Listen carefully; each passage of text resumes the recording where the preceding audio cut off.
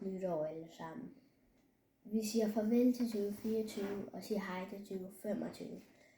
Jeg håber, at I er kommet godt ind i 2025. Det er jeg i hvert fald.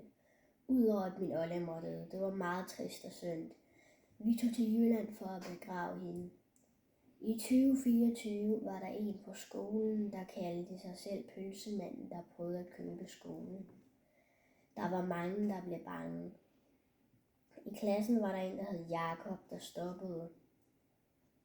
I familien fik vi 2 nye toiletter hjemme hos os, og i begyndelsen stod vi og gravede og borede.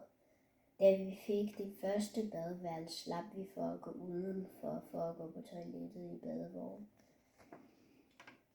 Der var mange krige, der blev værre, for eksempel Ukraine, Rusland, og Trump blev valgt som præsident i USA. Jeg håber, at vi får gode lærere i 4. klasse, og at klassen vinder kidsvolley-turneringen. Jeg håber, at jeg bliver bedre til at læse hurtigt, så det ikke tager mig en hel evighed at læse Percy Jackson-serien. Jeg håber, at vi snart får en ny der på badeværelset, og så skal vi stå på efterskole til sommer. Jeg håber, at han får det godt derhen, og han får nogle venner derovre. Godt nytår, As bevarer klassen.